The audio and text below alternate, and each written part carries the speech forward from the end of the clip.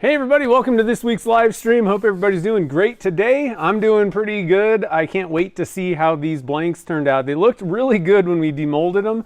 And typically, vertically poured blanks look worse on the outside. So this may be the one case where that doesn't turn out, but I'm pretty stoked about these things. I think that we did a good job nailing the feel of that picture. So for anybody that didn't see what we did last week, let's see this camera. So Turner's Warehouse sent in a picture.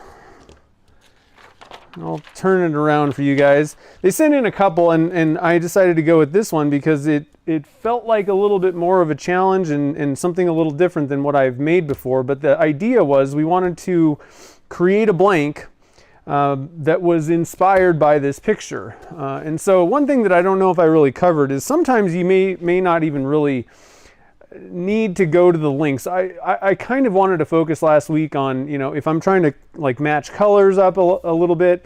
In some cases, you don't really need to match every single color in a picture or something like that. It just needs to have the feel. And so you may actually go a different direction, but I wanted to go for, you know, really trying to kind of copy this. And so here's the results. I don't know. I think that we really did a good job on these. I mean, you know, these colors are pretty close. Now, the only thing that I would maybe change is there's a little bit more green than I might have wanted in these. That could have been toned down just a little bit if I'm going to be really picky about something. But they turned out great. And so we got our blank. I just picked one. Frankly, I was looking at them and you know, it's hard to tell on the outside of a vertically poured blank what the best blank is. So I just was like, whatever. I'm just going to pick one. Doesn't really matter which one it is. So we have things ready to roll here. So I decided to go for this end of the blank being the fatter one. It's a two-piece pen. We're going with the Cigar Ultimate kit. I've never actually turned one of these before or used one for a pen, and so I'm pretty excited about it. I think it's really going to go with this blank pretty well. Also, I'll try and pull some parts out and see if we can get a kind of a close-up. Here's the clip. Let's see here. Let's see if I can do this. Get you guys a zoom it. Like, it's a little bit different. I mean, it's just basically a cigar kit, but the hardware is a little bit different. And I thought, I've never turned one of these. Let's go for it. So that's the clip, and then the center band thing, or what is this? Yeah, I guess that's the center band. It's got that kind of funky patterning on it. I just thought that kind of would look good. So all the parts have that kind of like patterning instead of just the normal. I don't know if I can get up close enough. This one, oh, the wrong way, there we go. I don't know. So I thought I'd try it out. That's what we're gonna go with. It is I don't know what, this kind of looks, I guess it's just a chrome, but it's got kind of like a gunmetal thing. And I got links to this kit if anybody wants to snag these. I got it at Turner's Warehouse. Frankly, I don't even know if anybody else carries these. I mean, I don't really look around at a lot of other places typically, but yeah, so Turner's Warehouse has them. I got a link in the description if you want to see that. Put all these parts back. And you might notice the tubes are out. I used a black powder-coated set of tubes. I don't think that you really could see through on these, but frankly, I just don't want to find out at the last minute, you know, when it's too late. So that's what we got going on today. One thing I also wanted to mention is I did get one of these, the Maker Select blank squaring jigs, and man, this thing is really awesome. So the way this works, you just use you know, you get your punch set, and I do have tubes. Where do those tubes go? And you just find one of the punches that fits your tube well, and then you're going to use like a disc sander, you know, and put this up against the fence. Just make sure, the thing about this is you have to make sure that your fence is dead square. So that's the only thing that you have to do. But then you can just sand this, and it takes like 2 seconds. It's really nice. I still kind of, you know, sometimes well, I just got this thing, and I'm probably going to use this more often. We'll see how it goes. But typically, I just use the barrel trimmers. And the thing is, there's no setting up. It's going to be square no matter what you do. But this thing's way faster, and you're not going to have to sit there and sharpen your cutters all the time. So I don't know. I think I may be switching to this thing. But like I said, it is crucial that that fence is square. Otherwise, then you're hosed. So got a link to these guys if anybody wants to pick those up in the description as well. So I got a couple of little announcement things. Just to let you guys know, there are these guys, those handles that we made. There's 4 of them available on my website. The subscription box has got the ones where we kind of put like the orange down in the bottom. There was just more of those. So there's 4 of these where it's bats and orange. If anybody wants to pick up a handle blank for Halloween, those are on the website. Pumpkin spice blanks are back in stock. I like these. These are really fun. So I just wanted to let you guys know about that. There is a link in the description to those. I don't think there's a link to the handle blanks. I forgot to do that. And then one other thing, there's 20% off on all of my pink blanks for the month of October. So this is the Think Pink.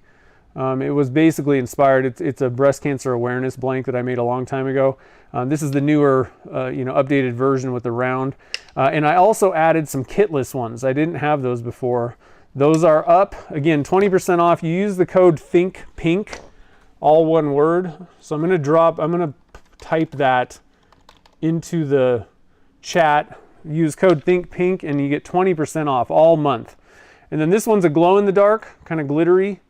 And then this one's just like a kind of a pink glitter, holographic. So all of those guys are on sale this month, just to let you know.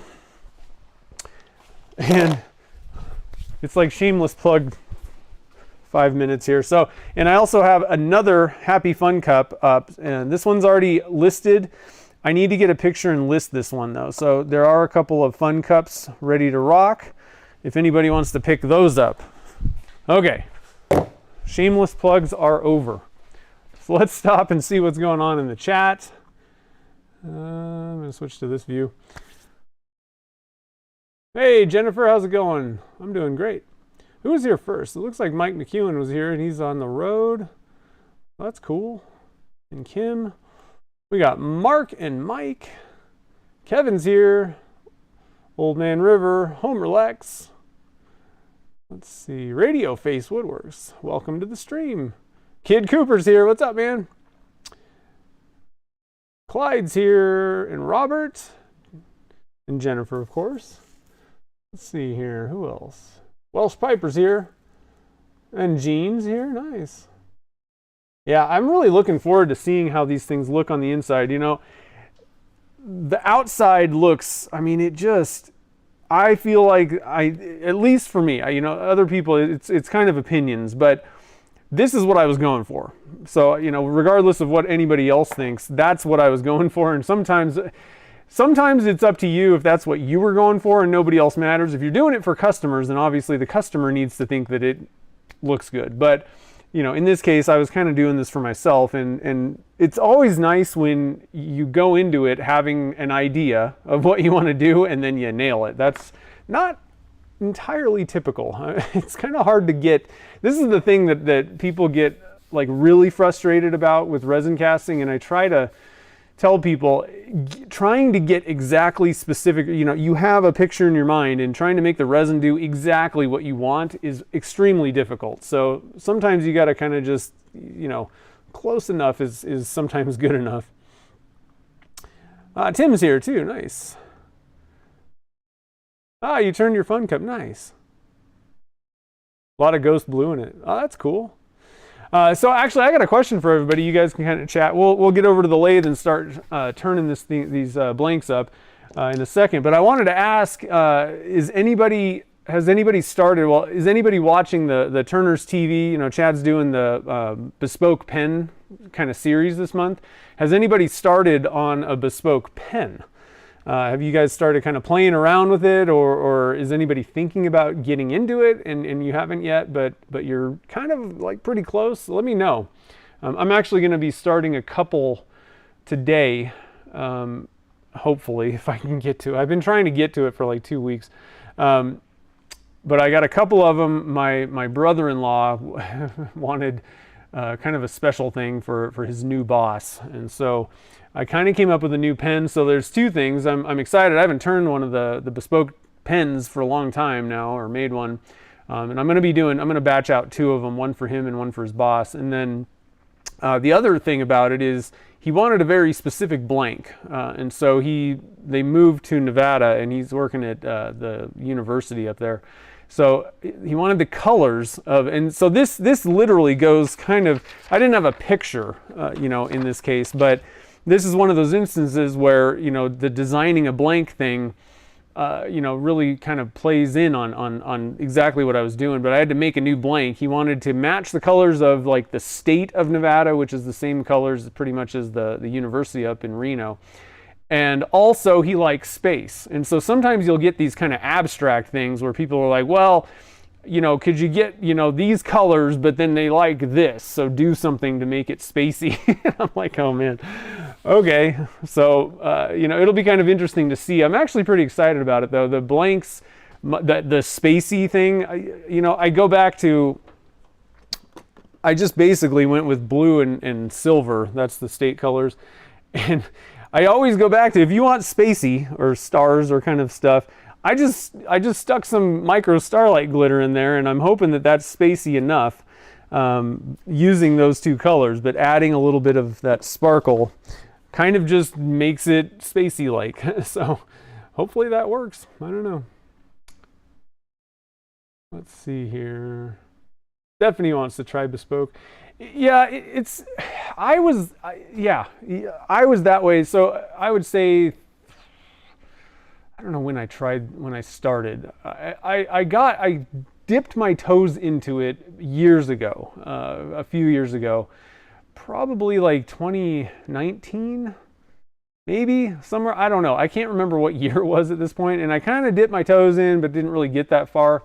And I just got busy and I couldn't keep doing it. And so at the beginning of this year is when I dove in. And the thing is, if you can set aside some time to just focus on it, it really isn't that hard. I know it seems like there's all these steps and there's all these, drill bits and tools and there's a lot of things going on.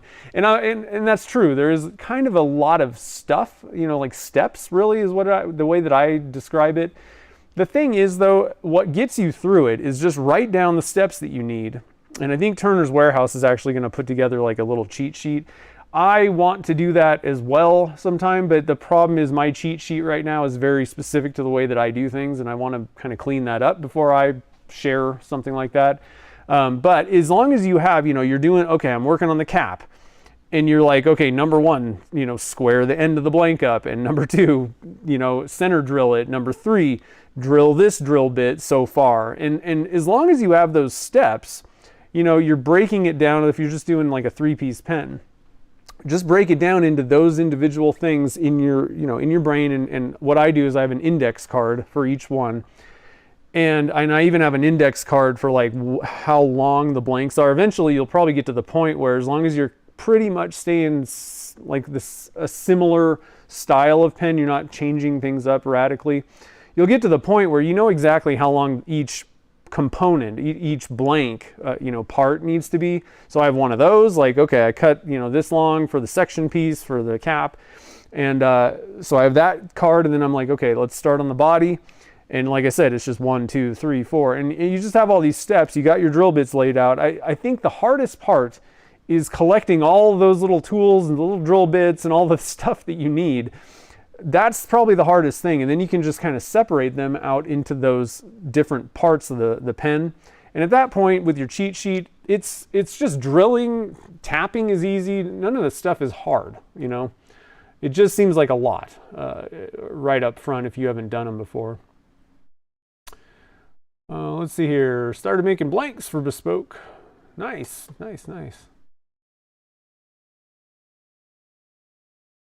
Well, honestly, you don't need to get the tenon cutter, although I swear that was the biggest thing that really kind of put me on the sidelines. The messing around with those tenons, I hated that personally, and it just kind of, that was the thing that really, I was like, ugh, I don't want to mess with this.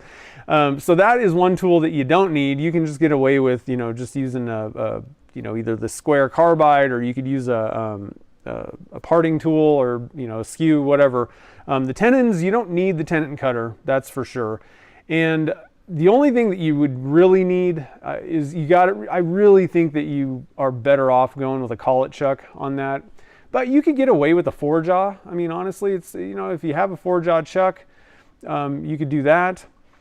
So drill bits aren't really that expensive, and you don't have to, at least to start, if you want to get into it and you want to save some money, you don't have to get the triple lead tap and dies.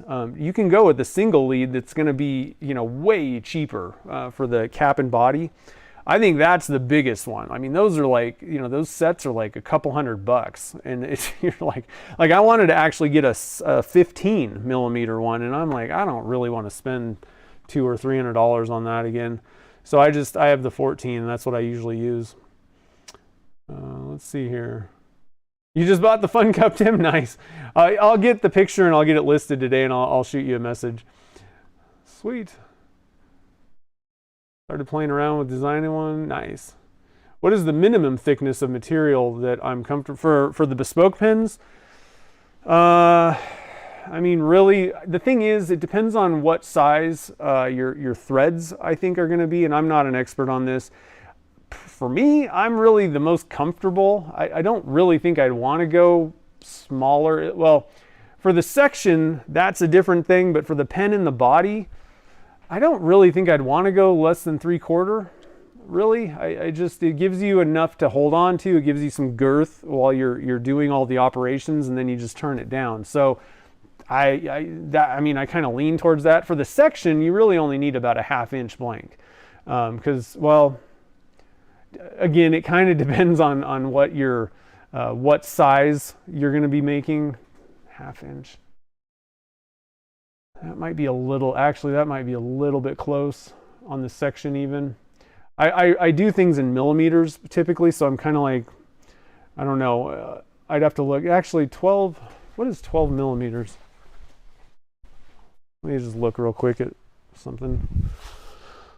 12 is, I have a little conversion chart. Yeah, it's a little, yeah, you could probably get away with a 1/2 inch, I think, for the section. But really, I think you want to go with 3/4 inch for the body and cap. Roadhouse, nice. Sweet. Well, have a great dinner. That'll be great. Or is it dinner or lunch? Yeah, dinner, nice. Yeah, the single lead is so much cheaper. And that's all, like, the triple is nice, but that doesn't matter. Like, it doesn't matter if you're using triple or single. That's not going to change anything with how they're made. It's just literally swapping the tap or the die out with something else. So single's fine, go save the money especially while you're making crappy ones. Basically, your first 10 are probably not going to be awesome. They're not going to be the best thing that you've ever made, for sure. Right? So save the money, mess things up. And then once you're like, okay, especially if you've made like 10 or 20 and you're like, I love this is what I want to do, kind of thing, I want to keep going, then, okay, you can easily justify spending a couple $100 on the tap and die set. If you find out 10 pens in that you're like, I don't really like this, you're going to be like, why did I spend $200 on a tap and die? Yeah. How thin in wall thickness? I don't know. These are things that I just kind of still follow generally accepted kind of things, like what people recommend, just for sizes. I haven't really sat down and been like, well, the thickness of this. What I have heard from other people that have been doing it for quite a while is probably like 2 millimeters. I don't think you really want to get lower than that. And it's probably going to be a little sketchy, so I would just kind of stick to the dimensions that most people are recommending to start off. That way you can kind of get the practice done without you know, trying to get extremely specific and thin things right off the bat, I don't think is a good idea. I think you're better off just going with whatever the standard is. Don't worry if the design is kind of like everybody else's. And then once you've gotten your experience down, then you'll know yourself without having to ask questions like, okay, I can go a little thinner here, or it'd be neat to try this out. And you can kind of, through your kind of practice, figure out where you're comfortable with, I think. Especially the other issue is, I think that, and I may be wrong about this, but because of the way the metal lathes work, I think that question may be a little bit different if you're working on a metal lathe for certain operations, because the metal lathe, there's no wiggle. Like, everything's locked in and you're hitting everything with a single point, which I think puts a lot less pressure on the spinning material, right? So I think that freehanding things and the sloppier nature of a wood lathe, I think that probably is more limiting than a metal lathe would be. I may be wrong about that, but that's the way that I kind of see things. I'm not sure. Yeah, even just dropping it, but like, you got to think about like how easy it's going to be while you're turning things and doing the operations. It's so easy to kind of snap things when plastic gets thin. So anyway, yeah, it's fun. I'm pretty excited about it. So let's switch over to the lathe view and let's get this thing rolling. Let's get rolling on this guy. I'm going to start with the body, I think. I'm going to save. I'm most excited to see how this piece turned out, to be honest. I really want to see those colors, because we have, this doesn't show up a whole lot of stuff. There's some silver in this. There's, the black spacey stuff, and the blank, you can kind of see the space, but I think there's more going on in this section than what it looks like right now. This one seems pretty obvious, I think. The only thing that I'm curious about is, we used dyes, the opaque dyes, and they might have kind of sunk in, which is fine, actually. I don't actually mind that, because the picture was kind of, a bleed. It was all kind of blended together in the picture. And so we kind of tried to bleed the green and gold. I mean, this is all just kind of blendy, and it even just kind of blends into the rocks and all that stuff. But if all of these colors bled a little bit into each other, I would be just fine with that. So you can get away with, if you want more bleed, you pour those colors together earlier. Don't wait till it's, thickening up. There's a couple different, little strategies that you can employ to get different looks in blanks.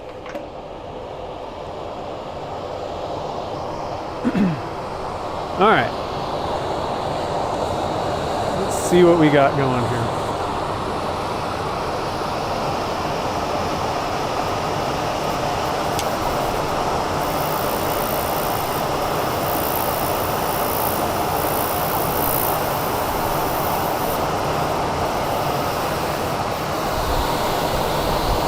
Our dust collector a little closer too. There we go.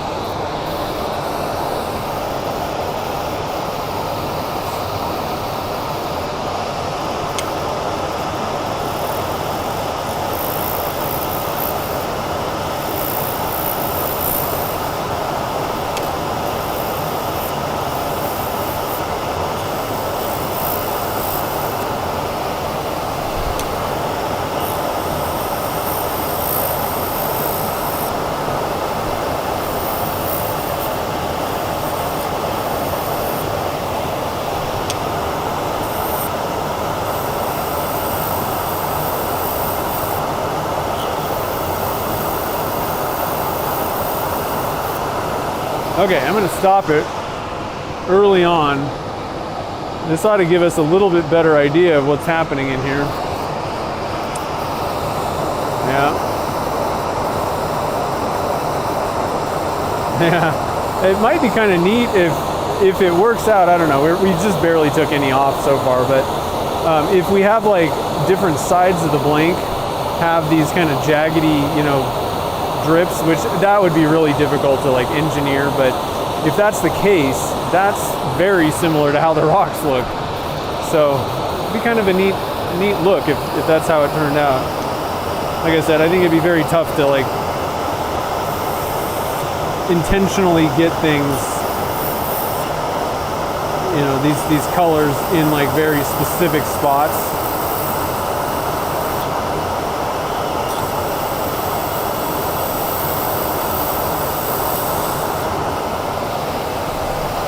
Without a lot of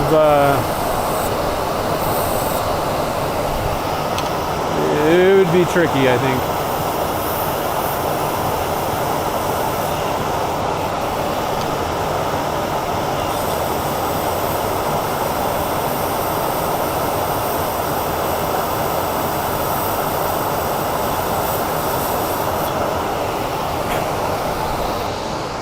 You guys still zoomed in? Sorry about that.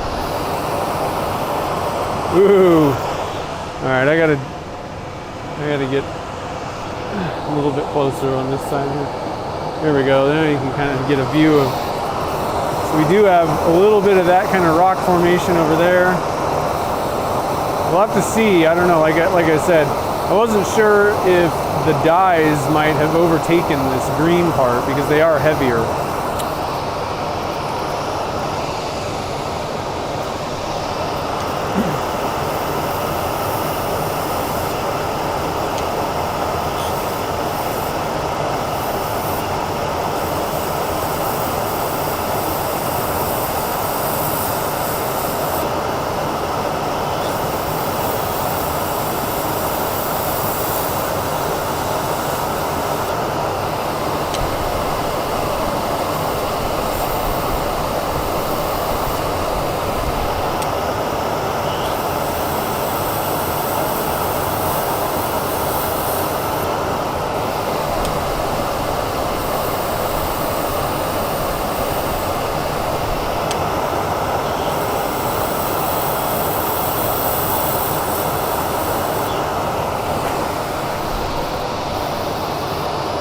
And one other thing about this.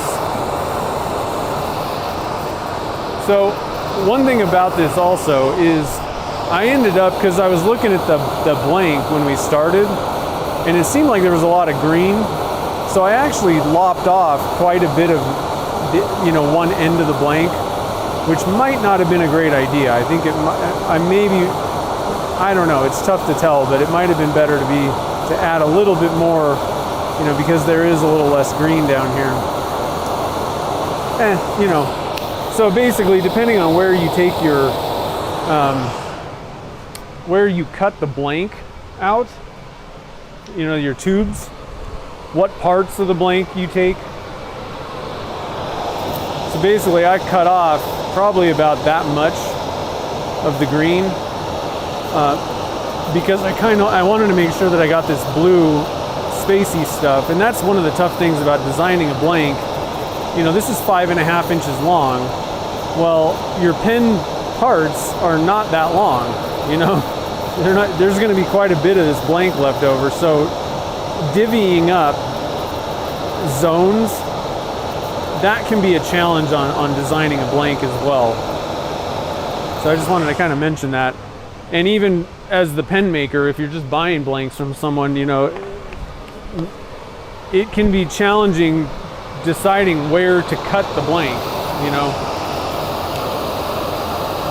And in most cases, it's not like the blank maker's gonna be able to, like, again, totally nail exactly where all these colors end up in the blank. So it's kind of a crapshoot. You just got to do the best you can, deciding where you're gonna, you know, decide to cut it and all that.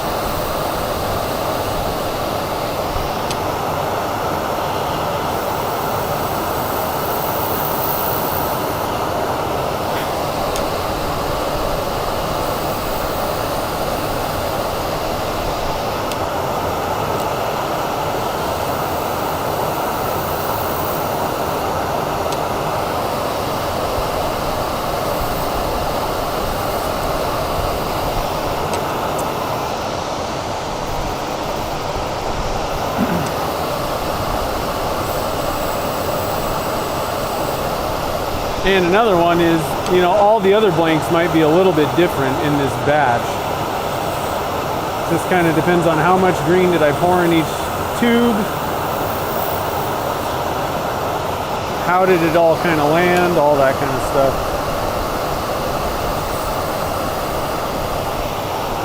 Man, this thing is vibrating really bad.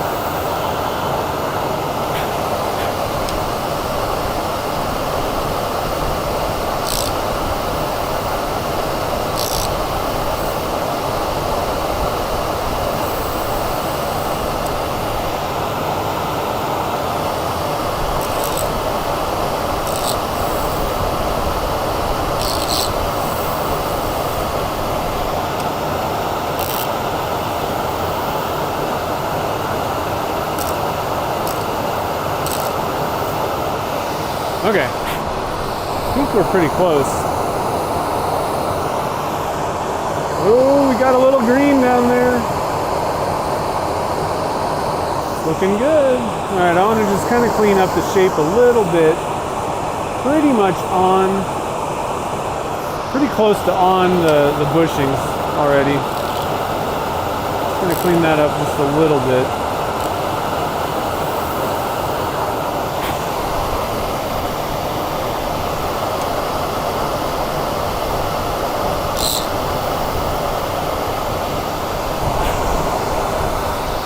I think that's it. Sand and polish. All right, I'm going to try something a little bit different than what I usually do. Look at that. So far, I think it's looking pretty darn good. A little bit of green in there, and the gold, that green gold kind of ground, like a vein of that green right there. We kind of got our rocks going on.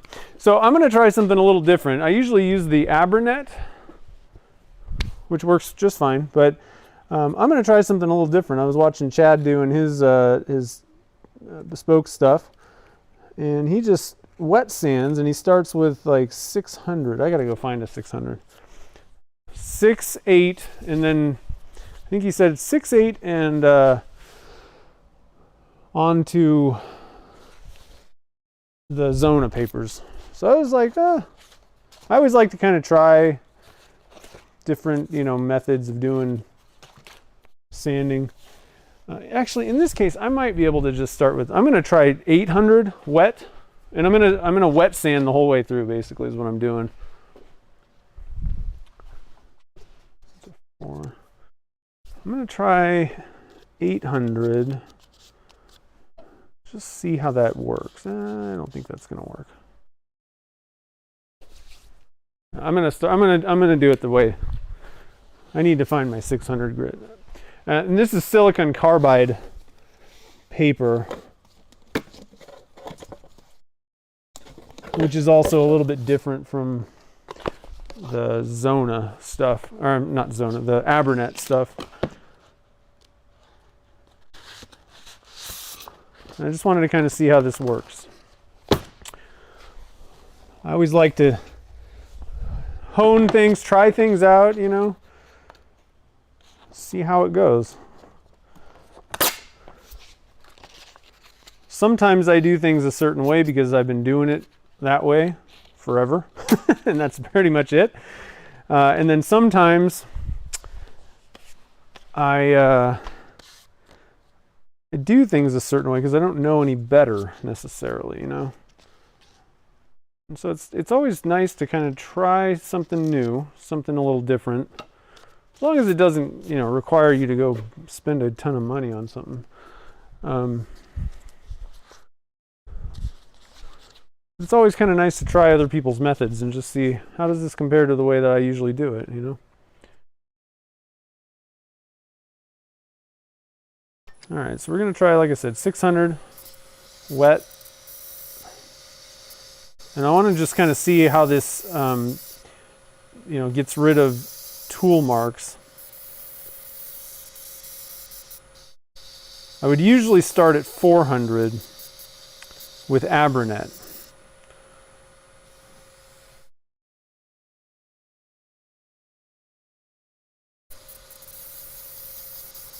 But I've been kind of playing around with, I've just been playing around with silicon carbide. And it kind of seems like it's more, I don't know, like it almost seems more aggressive than the Abranet has been. I don't know. That's why I wanted to kind of try this out and see. Because if I can start a little higher, if it is higher technically, and that's not a bad thing. Just depends on if it'll actually take the material off. I know it's interesting, especially on a new blank. You know, you're like, how's this gonna go? I don't know. What does it look like? And even if it's like, you know, a blank that you've been, you know, using a lot, each one's gonna be totally unique. And you know, the way that how much force, you know, how much was actually dumped down at one time, you know, and there's so many variables pouring blanks that it's quite interesting. Ooh, well, that worked great. That feels very smooth and nice. Huh.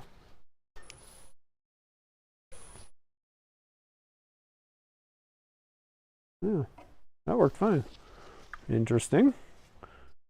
I'm going to do a little bit of this kind of crossways, very light.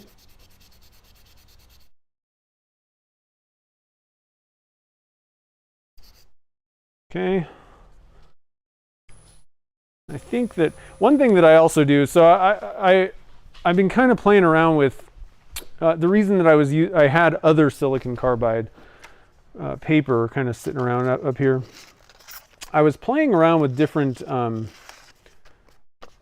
jumps in grits because I usually go 400 and then just go straight to Zona, and I've been kind of feeling like that might be a little bit too steep of a jump, so I actually pulled out some 800 silicon carbide.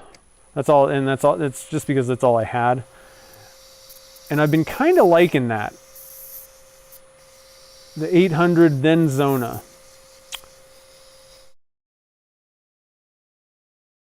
So I'm always kind of tweaking things, playing around with different ways of doing stuff. In woodworking, typically you can double the grit, and I'm talking about like wood working.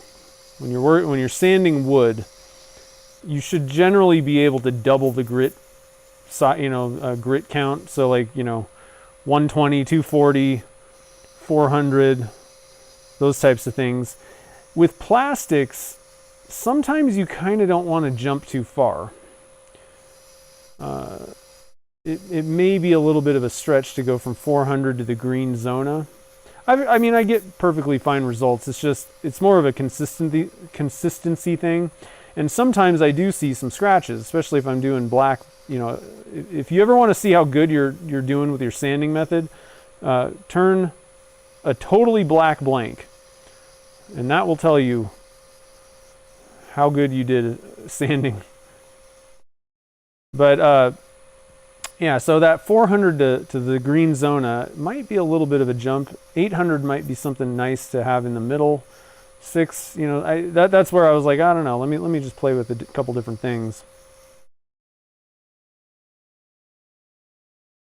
I'm kind of liking this start at 600 and then 800 and then Zona. That that might be a way that I start playing around with stuff for a while. Until I find something new to try.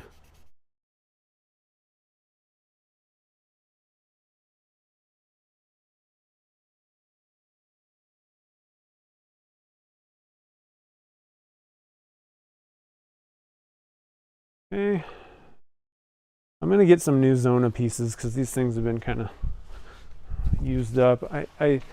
That's one area where, you know, even if you're kind of on the frugal side, I don't think that it's a really great idea to save your sandpaper until the end of time. It just, you're not going to get very good results eventually. So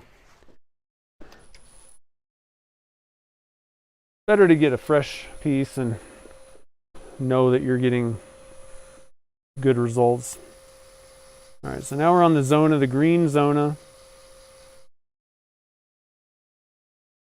And I definitely like, you know, you could use silicon carbide. I mean, it's basically just a wet, dry sandpaper. Let's zoom out a little bit. How about that? You know, you could use that, and they have like every grit level ever. But I actually think the Zona is a better option once you start getting into like the quote-unquote polishing steps. It seems to work better. The silicon carbide it's a little bit more of a stiffer backed. This I think is a better, I don't know, material, and I think you're going to get better results polishing with the Zona over silicon carbide for pens. And once again, I kind of feel like silicon carbide feels a little bit aggressive for some reason. I don't know how, you know, why that is, but these polishing papers just seem to, the Zona stuff just seems to really do a good job. So as soon as you can get to Zona, I think the better off you are. That's my thing. Or micro mesh, one of the two. I think this stuff's way more economical, less steps, and it works just as good as micro mesh. So, my opinion, of course. But I did used to use micro mesh, and I really didn't like those pads.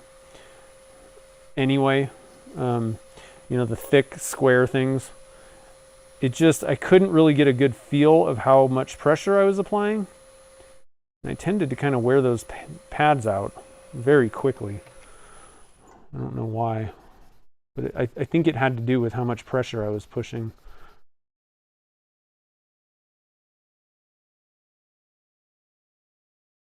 All right, so let's skip to the gray here. I'll be curious to see how this finish looks. Yeah, you can't get, well, you might be able to find 900 somewhere.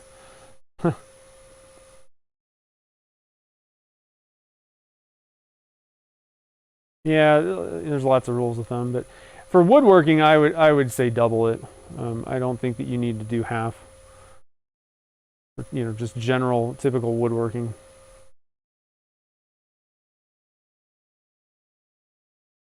Because the you know, solid materials, solid surfaces, I think that's where, you know, yeah, the half thing can help out a little bit. I think it's a little bit, the thing is, you could skip all you want. It's just you're going to have to sit there for longer, for in some cases much longer, to get that previous grit scratch out. Because for the most part, I mean, I could go from 400 to Zona and it worked fine. There was maybe a few scratches, but I mean, it got the majority of them out, and that's what I've been doing for years. So that was about a double.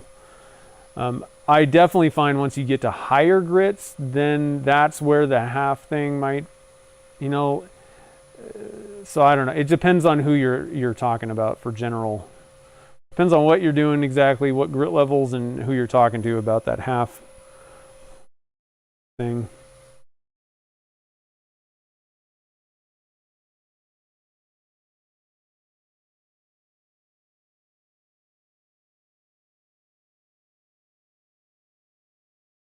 Because I certainly wouldn't skip from like 240 to 320 to 400 if I'm like sanding a piece of plywood. Like, there's no way. I would definitely, you know, like with a random orbit sander or something. It kind of depends on the use cases.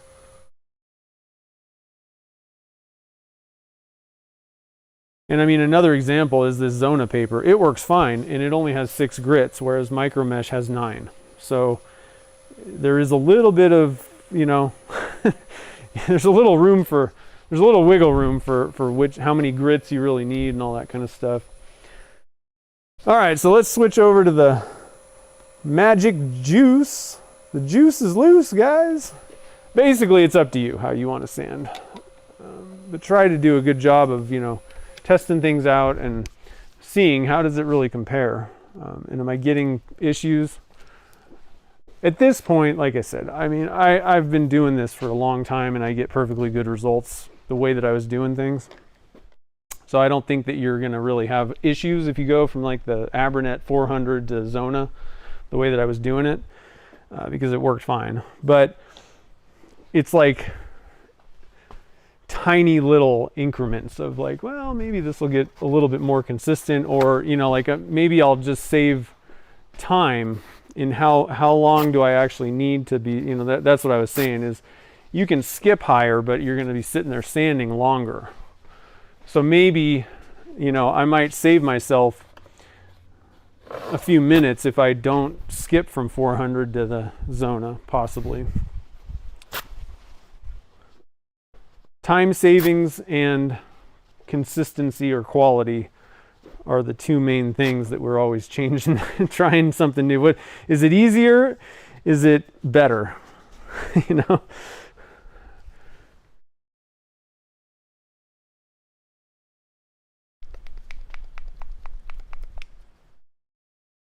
All right, so we got our step 1. Just rub it in a little bit and flip the switch.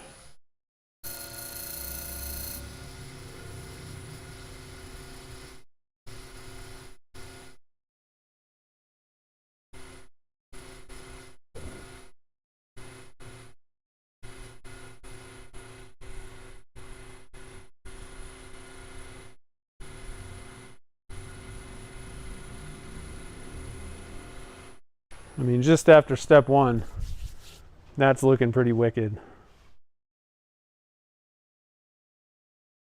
This would be a good coffee kind of like mocha mixture. That those, and that's the other thing. The more that you like play around with different colors and trying to get, you know, different types of themes on blanks, the more, you know, after chasing one color combination, you may find like, oh, well, if I just take these 2 colors, or maybe even just tweak this one or that one just a little bit, you're like, oh, well, that'll work for this, you know?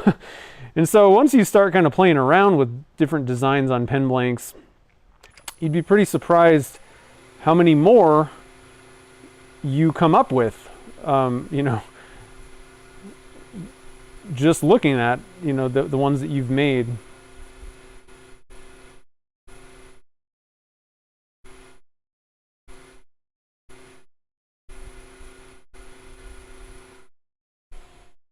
All right, number 2.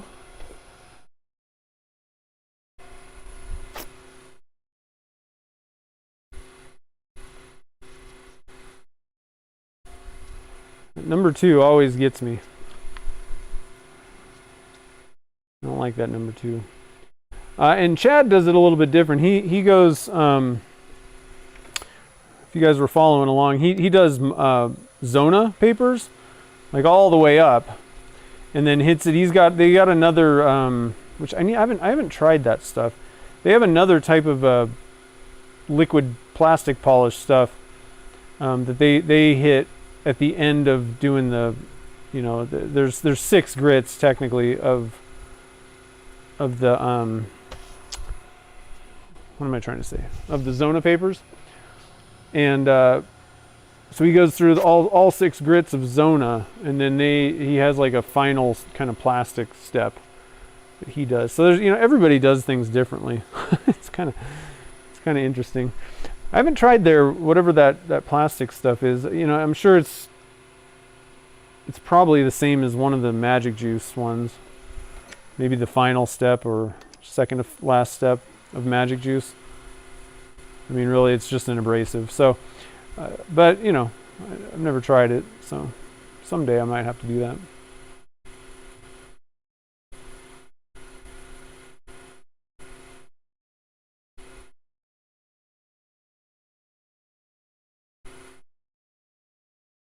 I don't, for some reason, I don't seem to be able to get excellent results just using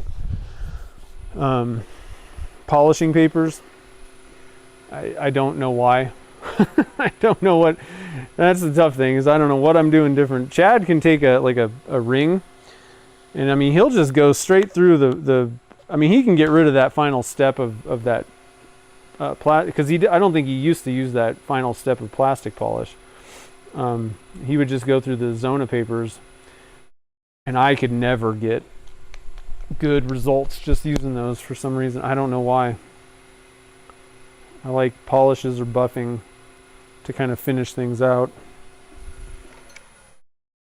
I'm sure it has to do somewhat. No, I think I used a little too much there. That's okay.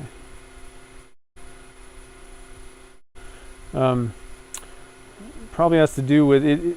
It's one of two things. It either has to do with the way that I'm doing, you know, like the pressure, or I don't know, something, speed, water I'm using, I don't know, moon phase with the Zona papers, or it has to do with the previous work that I was doing. And you know, and that could factor in at, you know, 400 and then skipping up to that Zona paper. That maybe that was why. I don't know. I'll have to make some more rings sometime. Never a shortage of things to try. All right, final step, and then we can move on to the top half, which I'm even more excited about. I love that planet in that picture. That is just so cool. And you know, I'm using these blue towels. I don't know what the abrasiveness is, but I think it'll be all right. Ooh, here, let's get you guys around the horn here a little bit more.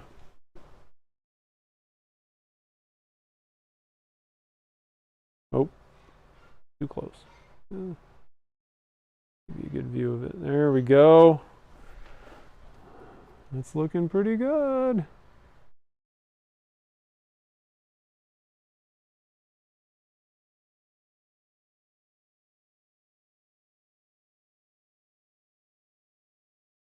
So this part is trying to mimic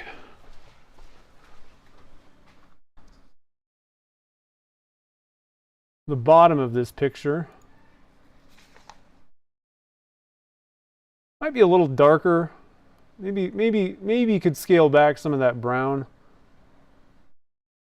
I was using the brown to kind of nail these areas.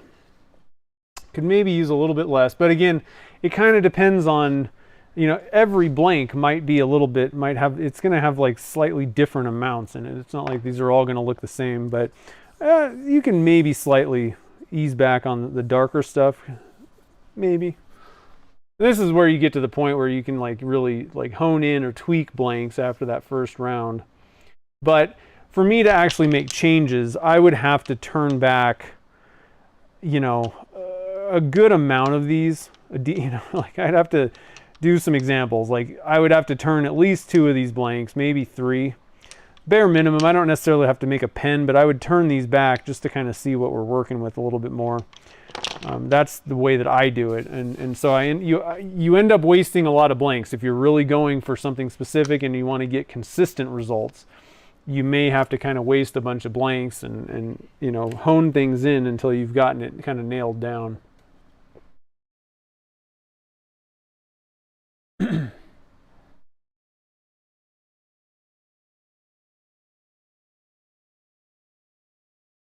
Mark's working on a number 8. Nice. Wheat. Brian's here. Yeah, a little late. Not too bad, though. You're on time, I think.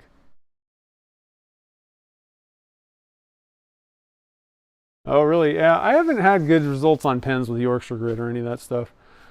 I don't know. By the time you get up to 1200, I don't know. Maybe I haven't really done it that way. For some reason, I just never really got good results with most of those pastes.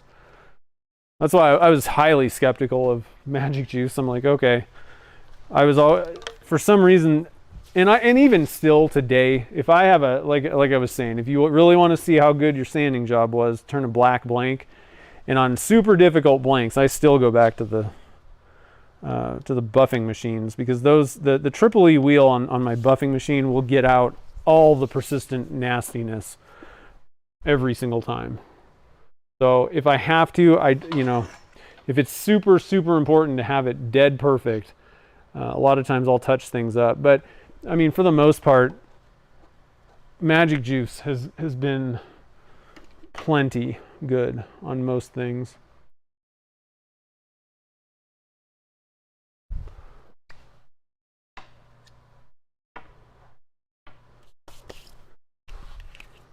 Okay.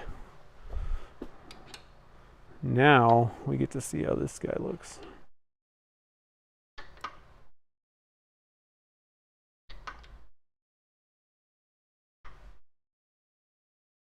That thing in there, get this out of the way, and we'll be turning. Yeah, definitely. I want to make sure that everybody understands that. Just because I say I didn't get good results with something means absolutely nothing, except I didn't get good results with it.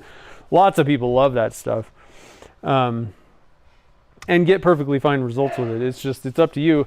It's like CA finishes. There's certain ways of doing things. I don't particularly get good results applying medium, like the medium thickness viscosity CA glues.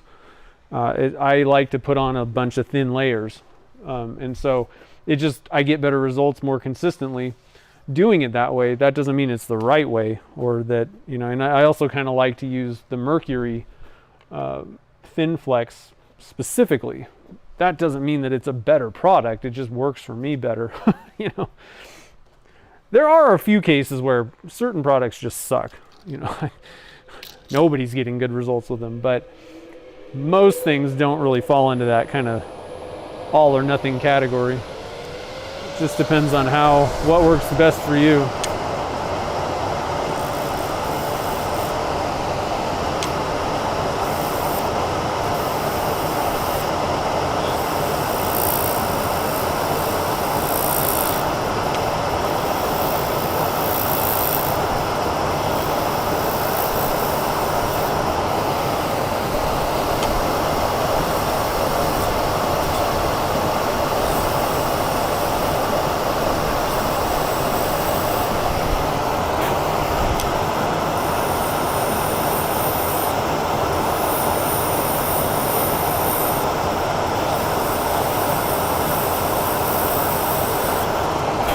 Let's get a sneak peek. See what this thing's looking like. Oh yeah.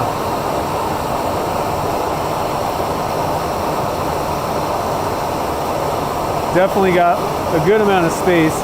Just a little blob of the blue right there.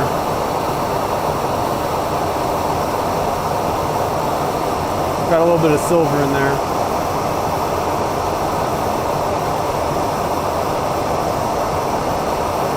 We'll have to see how this goes here. 480, wow. Whew. Yeah, that is why I like YouTube and seeing different people do different things. That's definitely true.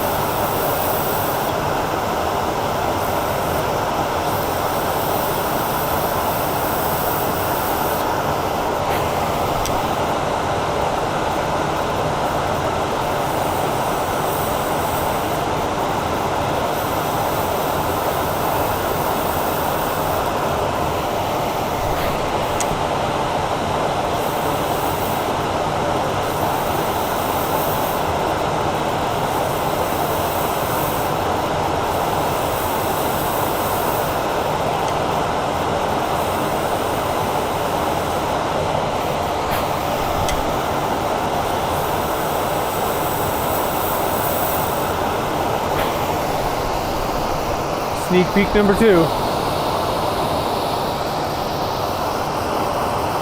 Oh, there we go. That's looking good.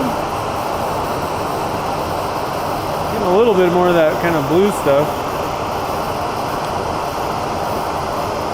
I think I could probably increase the amount of blue too. Again, I'd have to turn a few more of these blanks to see how that all turned out, but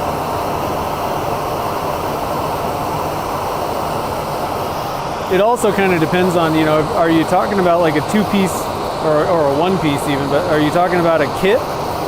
You know, is this going to go on a kit, or are you going to be making a bespoke pen? Because that kind of also changes how you might want to approach the pour, or, you know, the amounts.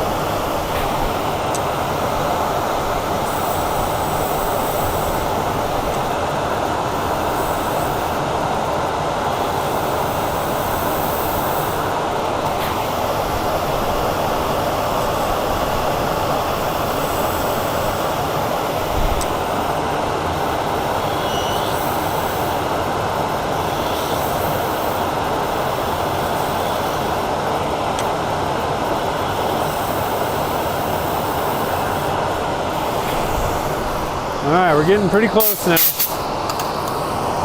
see what we got going on.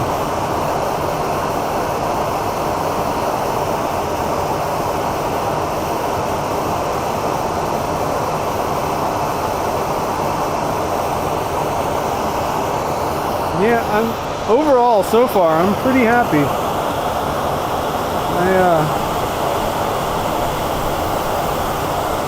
I really don't have any complaints.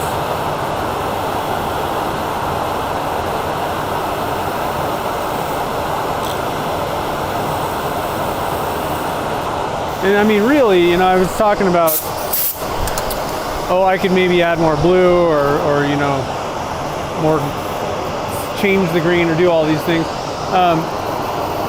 I wouldn't have a problem pouring these blanks with the same exact amounts, you know, no changes basically. Same colors, same amounts. I think these nailed it. A lot of what I'm talking about would have more to do with trying to be a little bit more consistent, possibly. You know, but overall, I don't really think these blanks need changes. So I want to make sure that everybody's kind of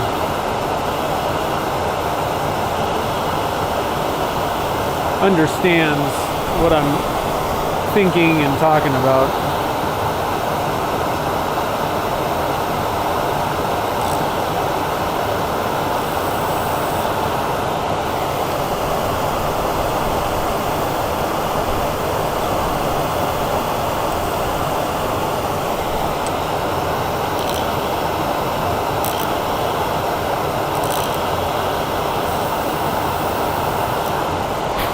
If there's one thing that I'm really good at, it's nitpicking something to death. So, you know, if you're pretty much like, if you think something's 90%, you really got to ask yourself, is it really worth all the work changing and testing and doing all this stuff for a, you know, like 5% better? And all that messing around may actually result in nothing better.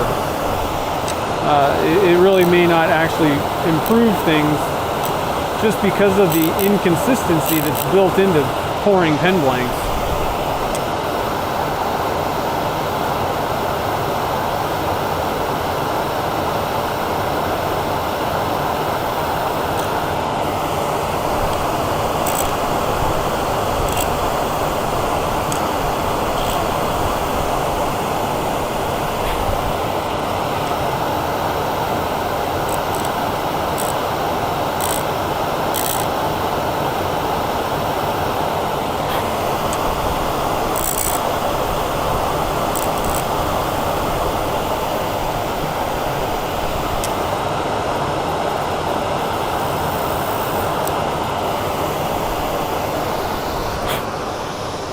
Main thing is you got to ask yourself, what's the goal, and make sure that you're not creating more work for yourself. Even, you know, if you've hit your goal, then you probably don't really need to put more work into it. And this is just more for like the kind of OCD people out there like me. I gotta constantly keep myself in check so that I'm not wasting exorbitant amounts of time chasing something when I've actually already accomplished the goal, you know?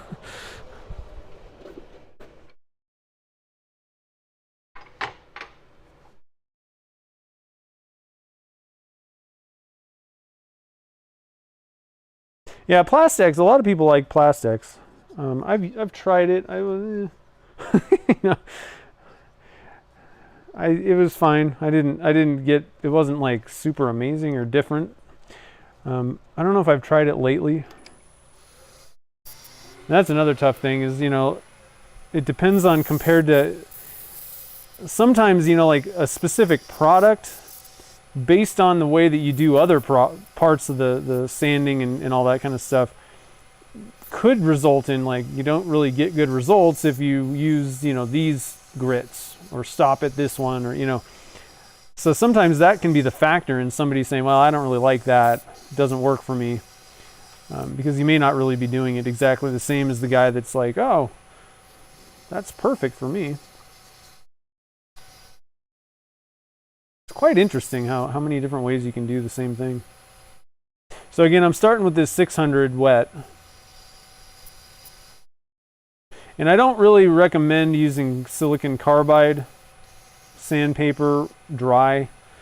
I don't, it's a much tighter, so one of the things about like the Abranet, and this might, I don't know, for somebody that maybe doesn't understand, number one, it's a mesh, which gives that slurry somewhere to kind of go, but it's also a little bit more of an open, like the particles of grit are more open. They're not jam-packed in there, where this or these, your particle, the grit is much more densely packed, and so it's going to load up way faster if you were trying to do it dry, compared to something like this.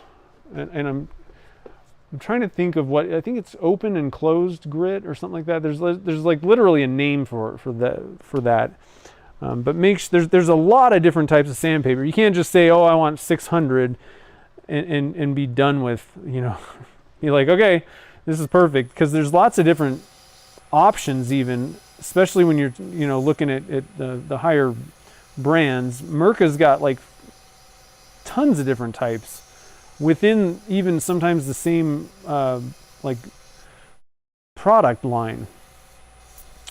I mean, even there's a couple different options of Abranet, even, kind of. One of them's called Abranet, one of them's called AutoNet, and they're two different types of the way that they, you know, the way the particles are, or what the type of particles, the material. I don't even know what the difference is, but you got a couple different options. It's not just the same stuff. So, you know, make sure you kind of understand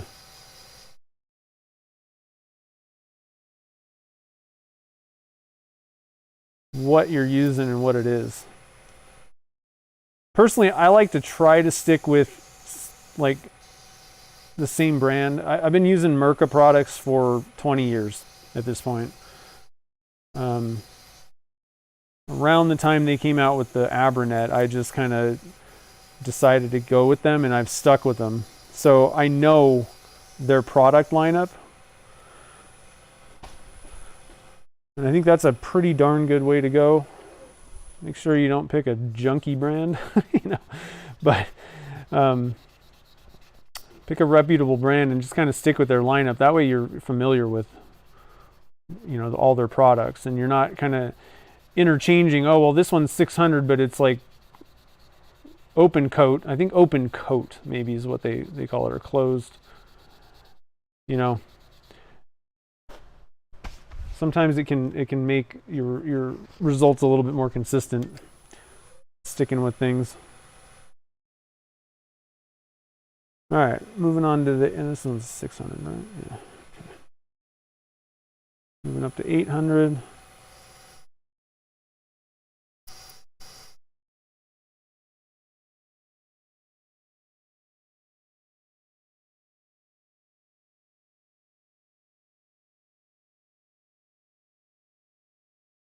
And another tough thing with sandpaper is a lot of times, you know, like this is silicon carbide. Well, that's not what this is. This is, I don't know what. This is something else. Which means that they're made different. The materials for the grit are probably different types of things. I mean, I don't think it's silicon carbide. That's when you say that, that's what the little grit particles are on this. I'm pretty sure that Abranet, this stuff is aluminum oxide grit particles, and there's other ones. Okay, so you know, there's all kinds of different things, and sometimes when you switch from like aluminum oxide to silicon carbide, or you know, or the Zona, whatever that stuff is made out of, sometimes the grit numbers don't exactly work out. So just that's another little warning that I've kind of found. Because technically, I don't know what the micron, I can actually look it up, I wrote it down. So this is the Zona steps, right? And so it says 6-piece assorted, this one says it's 30 micron. Like we don't know, I don't even know what the grit, they don't say what grit this stuff is. But this is 30 micron, and I've tried to kind of convert these things, and according to what I've found, if you convert a micron to the euro, and that's another issue. There's two different scales for like grits. There's European, and then there's an American one that are different. And I think it's mostly once you get to the higher levels. But so I tried to figure out. So micro mesh is lowest one, and like the Zona green is 30 microns, which is somewhere in the 700 grit range. So that's why I was like, well, I think I can just skip from like, you know, 400 to 700. That's not that far of a skip, but I don't know if it's exactly convertible in that sense, right? So just, you know, kind of crazy stuff going on all over the place. Yeah. AutoNet, yeah. And that's made for like, you know, the reason they call it auto is it's made for the automotive, you know, for doing, you know, paint jobs, stuff, body work. I don't know. Sandpaper can be kind of elusive. Or, I don't know what the word is, but tricky. It's like the Loki of... it's the trickster. If anybody's familiar with Norse mythology, Loki's the trickster. That's what sandpaper can be. Trickster. All right, so we got that done. We're going to move on to our Zona papers.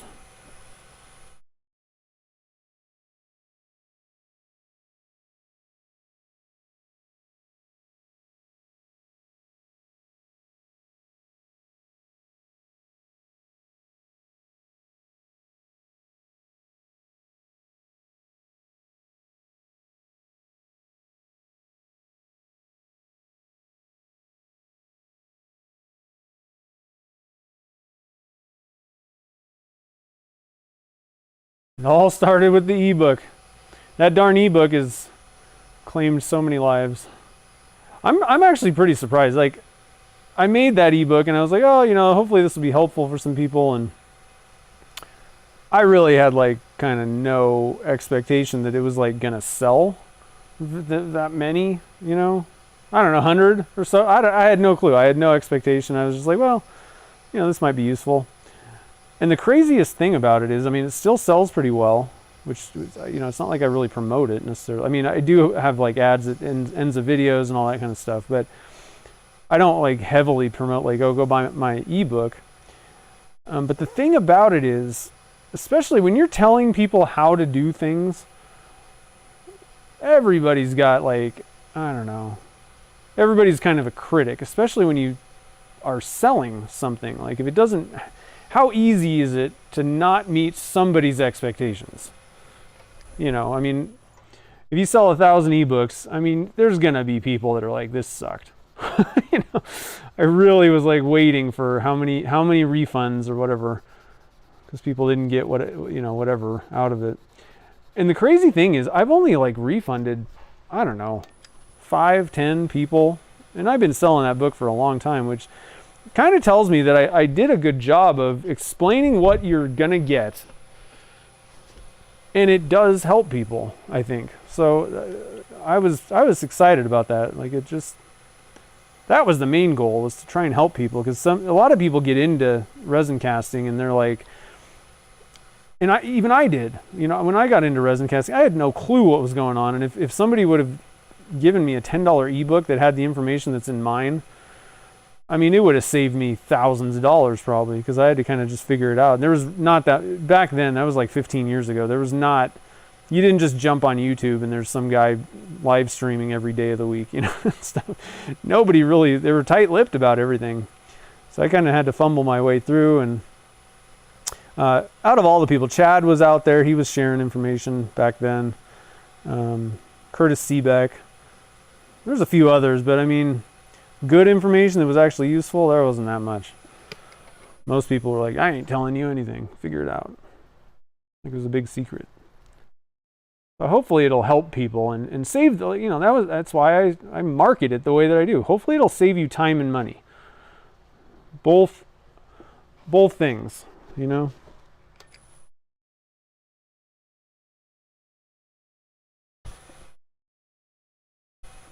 There's no reason to waste money and time.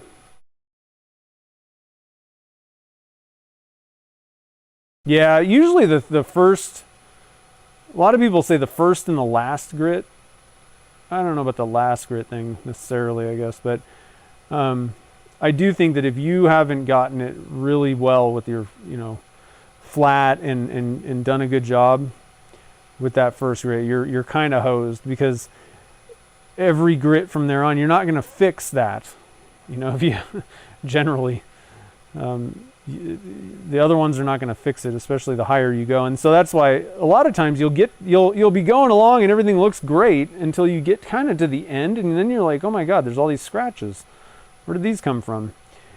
And I think it's because they don't, you know, you're not seeing that initial, the problems that were there on you know, from the start. Basically, you didn't get it fixed right away.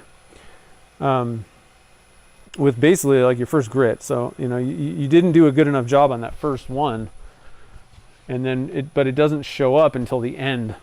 And you're like, ah.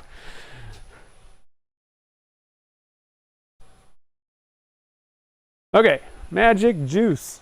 Oh, I just dropped a bottle. The camera's in the way of where I put my magic juices. Okay, I'm gonna go get some more of those blue paper towels.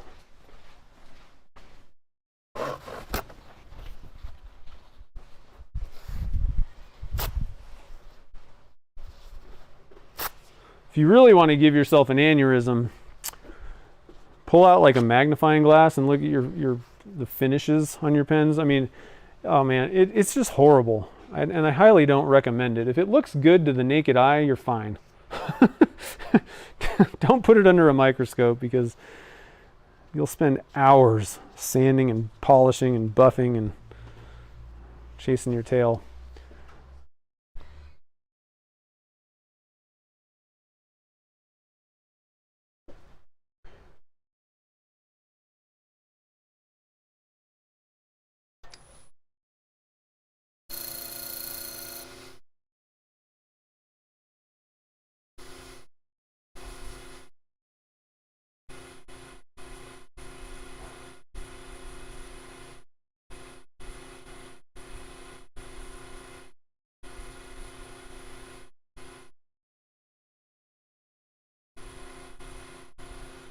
All right, number one down.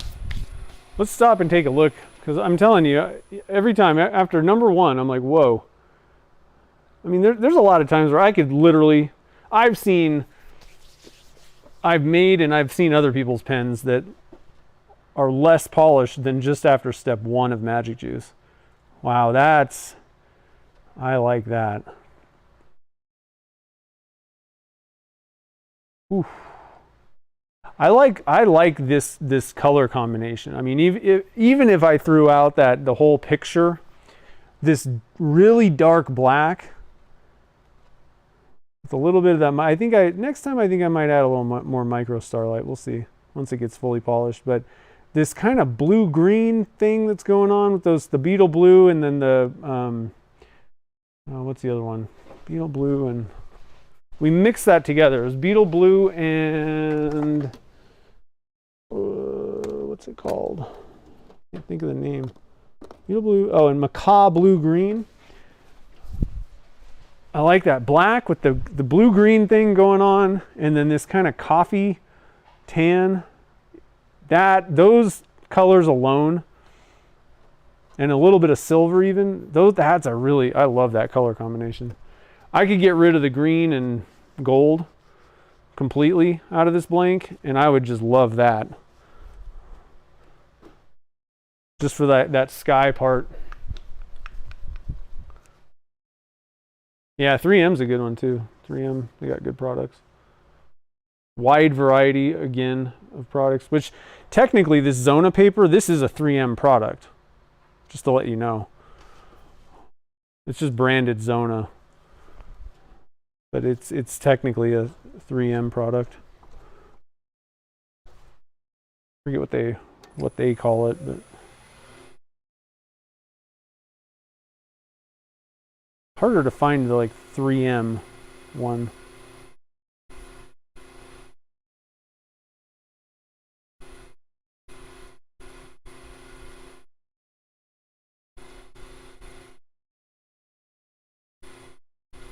But if you go on the 3M, their company website, you can find this stuff.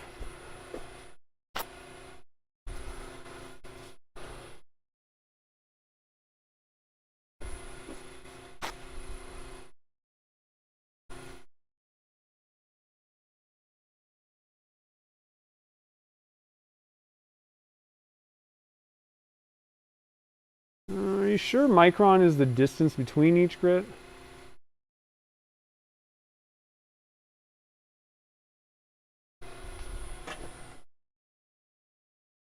I don't think that's true.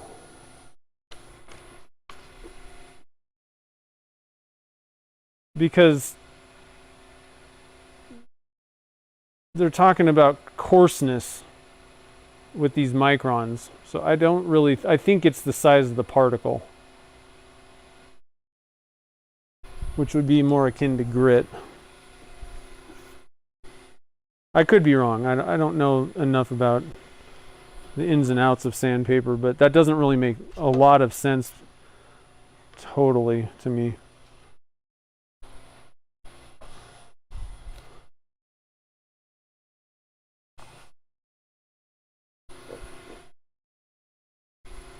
Where are we at here? Let's see, we did 2, I think. Yeah.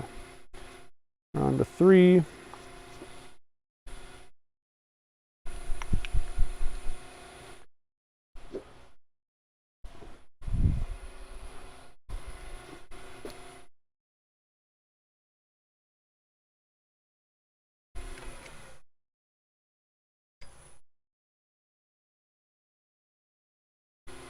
My RPM. So for sanding, I'm usually around 500 to 700. If I'm wet sanding, maybe up to 800. I'm below 1,000 for sure. But I don't, whatever.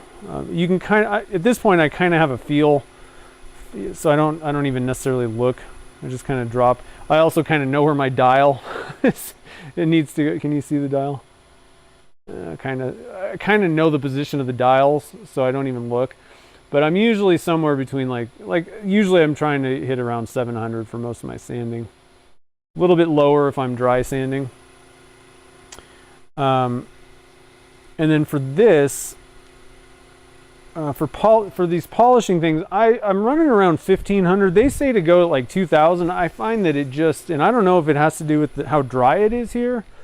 or what, but it doesn't work for me. It just seems to dry out right away, and it generates like, you know, more heat, I think, and it just doesn't work for me as well. So I'm usually like 13 to 1500 with this magic juice personally. I just feels like I get better results.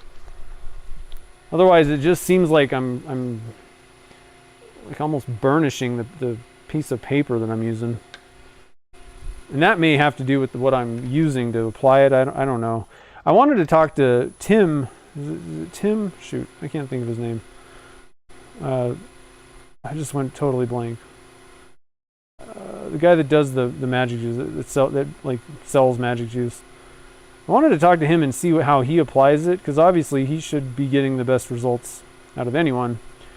And I was going to ask him. He was at the SoCal Pen gathering, or they called it something else, I think, but basically the SoCal Pen Turners gathering thing, the last one.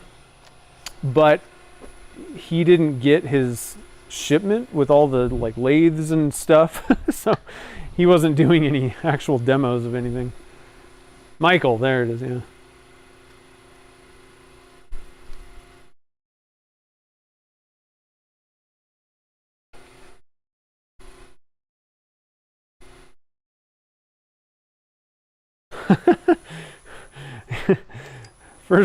First chapter will be a link to my book. That's cool.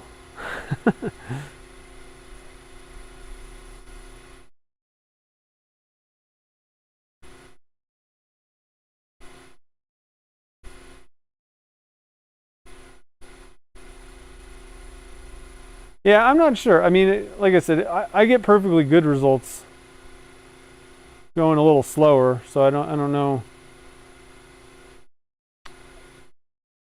I don't think it's necessary. But if you read the instructions, I think they recommend like 2000 RPMs.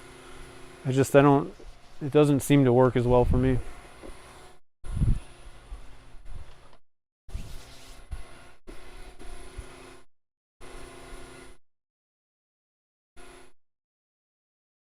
The other thing is it could be the amount of pressure that I use. I really try not to use much pressure at all, but I don't know.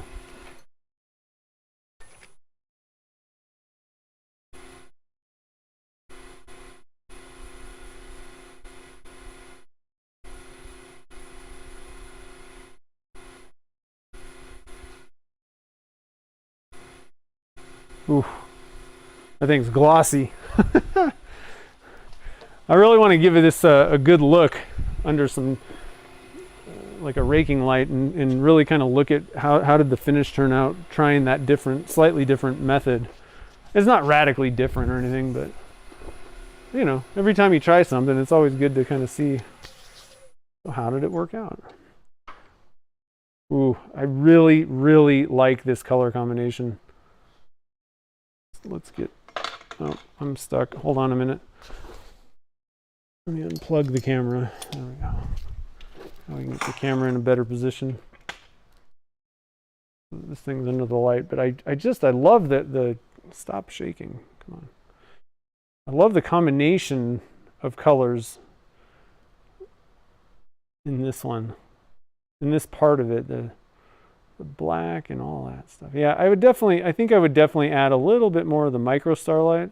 Another thing that you can do with that is you can lighten, like put less black dye in it.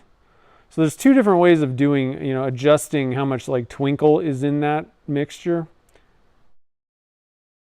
I think I did pretty good on this. Let's see.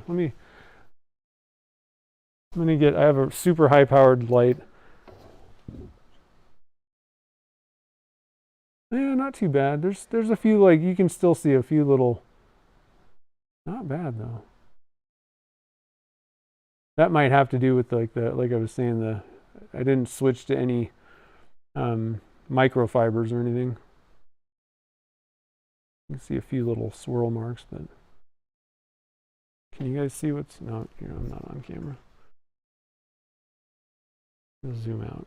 You can see what I'm sort of doing. So I have a super high powered light that I'm using to kind of shine down. And that way I can kind of see the reflection and see if there's, you know, like little scratches and stuff, which I'm really not seeing many. There's a couple. But I mean, again, this is like kind of pulling the microscope out. Like you're probably not going to see that kind of stuff in the daylight. Or, you know, just naked eye without shining a light, a specific angle.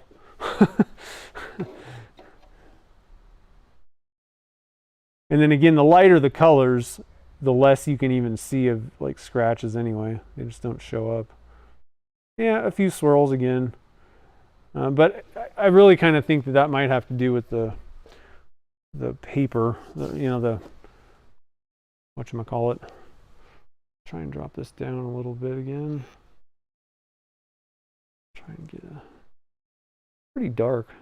Try and get, seems like it's dark on the camera. I don't know.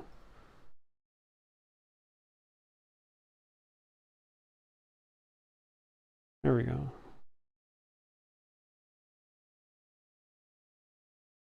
All right, let's put this together instead of looking at it. What do you think?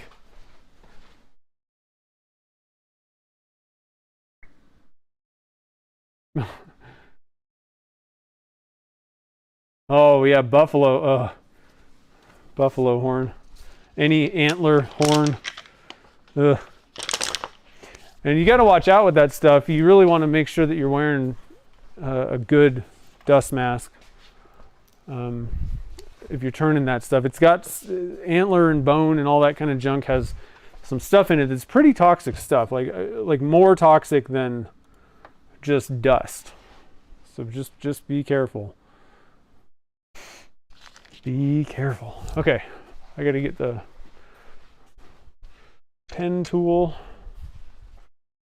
assembly tool.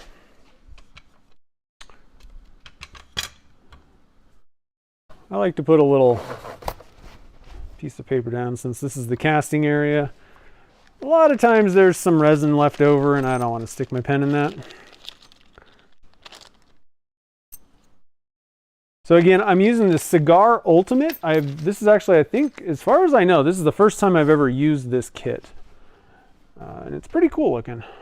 It's got a little bit different, it's the same thing generally as the just the Cigar, but the clip and the center band and all the little doohickeys, the finial, have some interesting designs on them that I thought would kind of go with this a little bit. I don't know.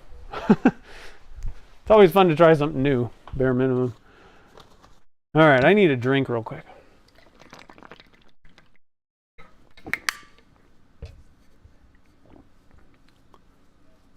Oh, burning toenail, yeah. Yep. Okay. Open this guy up. Oh, get my water out of the way. All right, I always like to lay the parts out just because it's really easy to mess things up, at least for me. And I didn't mark the blank. I figured, I don't know how, no, I can already tell how it's supposed to go, how it's supposed to line up. That was the thing, is I kind of figured I'm just going to get to the end and line it up the way it looks like it ought to go. And my idea worked out well. If it is super important to kind of line up grain, you could always mark the inside of the tube before you start turning with like a Sharpie or something like that, or even like the side. But I didn't really think that was necessary on this one. And I'm going to get a close-up of these little components. I just want to make sure that I got everything laid out the right way.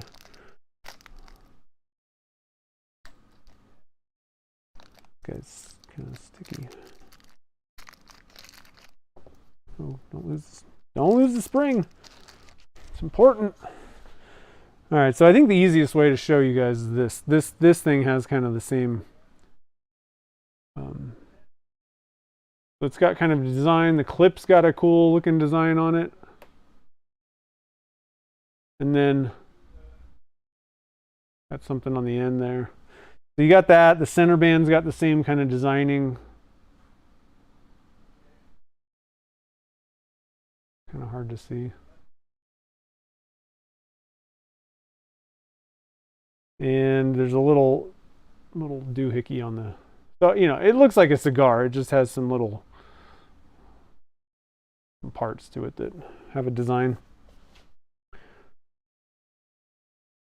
The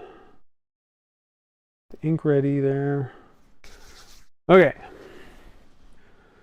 So first up,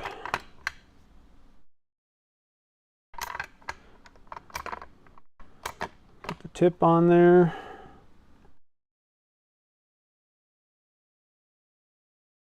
Ooh, that slid pretty easy.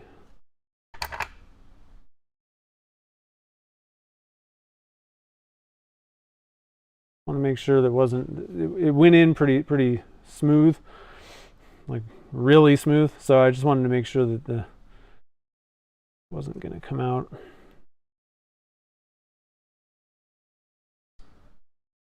Okay.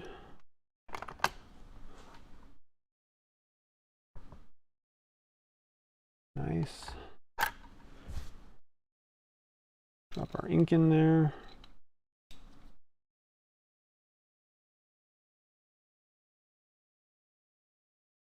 Okay, that works good.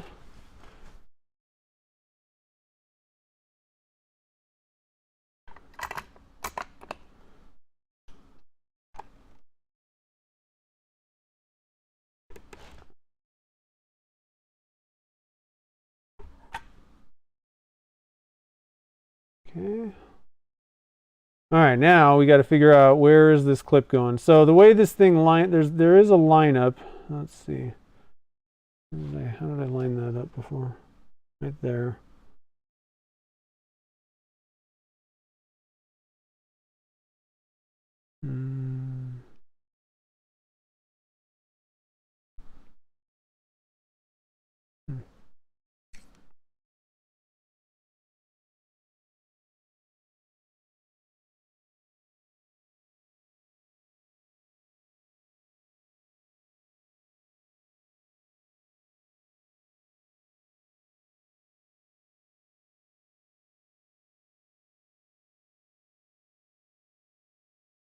Yeah, so I think it went a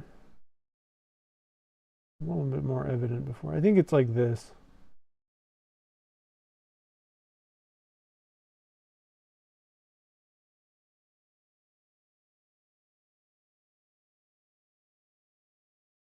I like this part, this front part. There we go, just like that.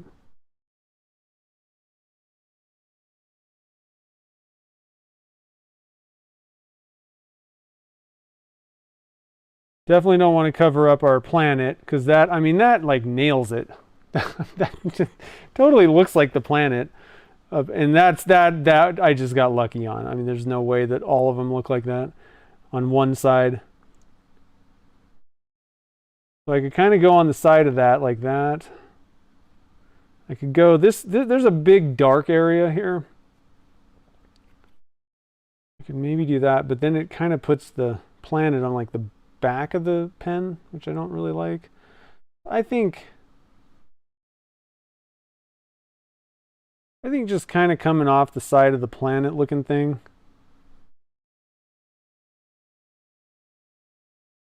Maybe like right there. I think I kind of like that. That way the little planet thing is kind of on the side here. Just kind of seems to make sense. I'm gonna flip this around.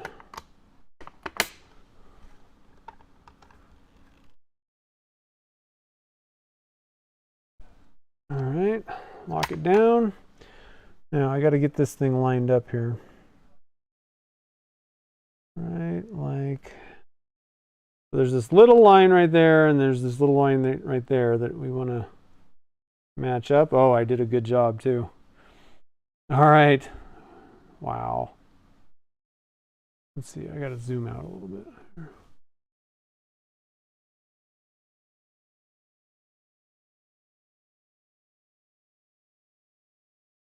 like I said, the only thing that I'm a little, well, there's twinkle going on. I think I could definitely add a little bit more micro starlight.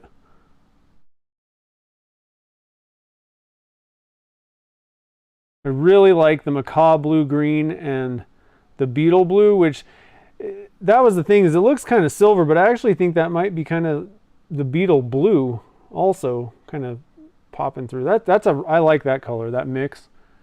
I don't know if I can get a good.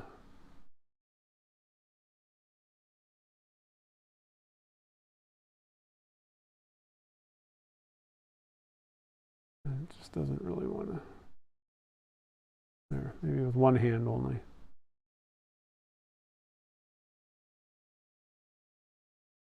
Well, what do you guys think?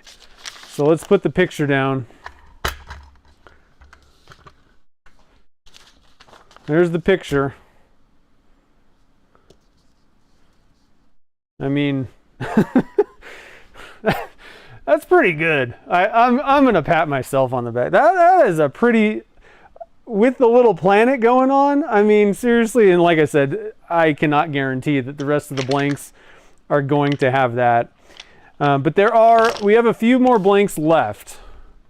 Hey, Amy's here. What's up? Doing homework. Oh man. So here's the way things are going to work with these blanks. What I have is I have a link on my website. There's a link in the description, and here's a link for the chat. So how these are going to work, we're going to do what I'm calling a pre-sale. Now, obviously, I have 1, 2, 3, 4, 5, I got 6 blanks that are made sitting here. But what I'm going to do is, those are set up, so we know we have 6, but I'm going to do a pre-sale for the next week. And basically, it's going to be more of a, like, I'm not going to make them until people buy them kind of thing. So, you know, however many pre-sale orders come in, I'm going to fill. I'm going to make that amount of blanks, and then after that's done, after like the week, maybe 2, we'll kind of see how long I stretch out the pre-sale order. But after that, they're going to be done. So if you want to grab some of these guys, like I said, there's from the first 6 are going to be from the first batch, and then of course I'll do my best to mimic the exact way that I poured. Luckily, I have a video of it. But if you want to grab one of these guys, I mean, it's a pretty cool pen.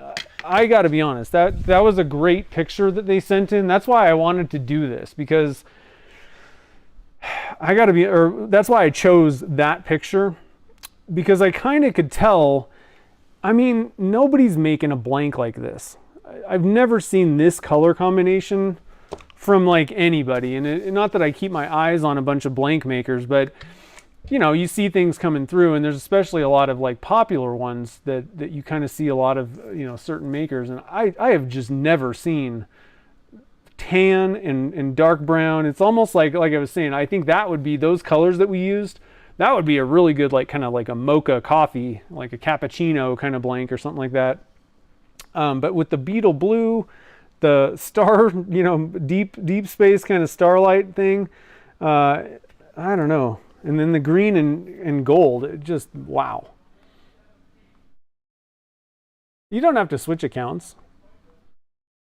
The thing is, Chad's usually not on the Turner's TV one, so... Oh, are you not? I can... Oh, yeah, there we go.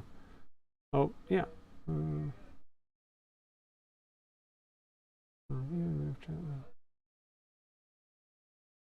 Modes. I don't even know what the difference is. There's different moderator types. You can be the managing moderator, Turner's TV. What the heck? Not saving. Maybe you can't be.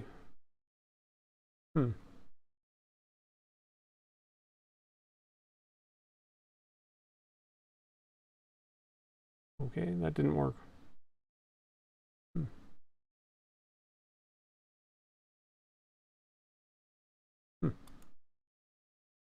Not working.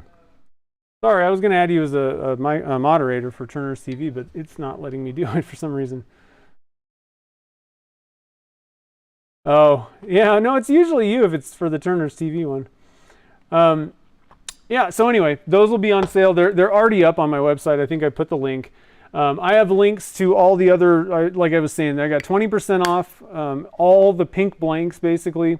There's links in the description to all of those, the pink glow in the dark glitter, the just pink, kind of like tinsel glitter, and the Think Pink blanks, which I also have the kitless version of now. Just finally added that. So here's these guys for anybody that didn't see them. We're going to do a little bit of shameless plugging. I just want to make sure everyone knows that, especially for these, they're 20% off. Again, it's for the entire month of October for breast cancer awareness. This is my Think Pink blank that it's kind of getting blown out, I think, on camera, but it's pink and white. But I'm making it in the kitless now, which I didn't have that until this week. And then we have, this one's a glow in the dark, and then this one's just tinsel glitter. So all four of those are on sale, 20% off. Use the code ThinkPink. I'm just going to type it in the chat so that everybody knows what is. So you want to enter that during checkout. And then the pumpkin spice blanks. Pumpkin spice is back. Limited time, probably just for the fall.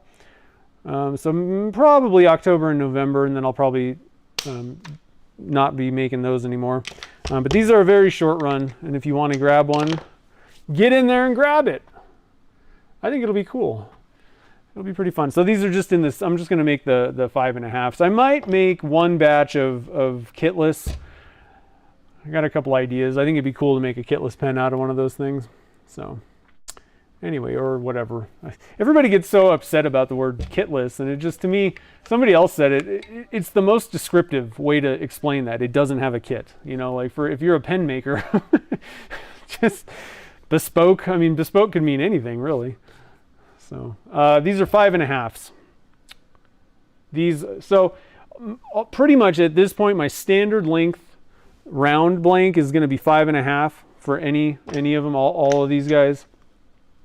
And then the kitless ones are 8.5. And I'm a little bit, I don't know, I think I really should have, at this point, I don't know that I really want to go back and change things, because most people probably don't need 5.5. And the tough thing about it is, if you order a lot of blanks, you guys are going to probably laugh. The small flat rate box, and I'm going to give this tip to anybody that is thinking about selling blanks, pen blanks. I would recommend don't make them longer than 5 1/4 because they don't fit in a flat rate, or the small flat rate. They don't fit standing up, which means you got to do something different. And I'm this close to changing it to 5 1/4 because this is just dumb, and I don't know why I decided I needed to go with 5.5. But I don't really want to change it because I think it is kind of nice. Nobody else really sells 5.5-inch blanks, I don't think. But they don't fit, so it makes it a little bit more of a pain on big orders. But anyway, yeah, 5.5 and 8.5 for those. And again, I finally got to use this squaring jig doohickey, and I really like it. It's so much better than the other ones that I had one and I couldn't even use it because you needed to buy some other kind of weird bushing thing that had a hole in the middle. So I was always like, whatever, I'll just use the lathe or whatever. But this is the one that I had before, but you had to buy these weird kind of bushing things that I don't even have, so I never really used that. This is great. You just get the punch set, and this is a Turner's Warehouse item, but it worked excellent. Looking at the pen, I mean, everything's dead square. That was always another thing. So, the one thing about a squaring jig is you got to make sure that you square your fence to the disc, the sander. That is, crucial. Otherwise, it's gonna be off, and you're gonna have little weird gaps when you press your parts together. So just make sure that fence is dead square to your sanding disc, and then you just clamp this guy on. I posted an Instagram reel if you want to see me using it. Chad's got a video on Turner's TV as well. Just look for squaring jig. But it's so great, and you can use any size. It'll handle any size. It works extremely fast, like way faster, and no sharpening of your, the little cutter things, which is a complete pain. So I liked it. I'm very happy with it. I wish I would have had that a long time ago. So yeah, sweet. Yeah, you can get do a kit list. And I think that would work really well in this case, you know. I think that would definitely work really well.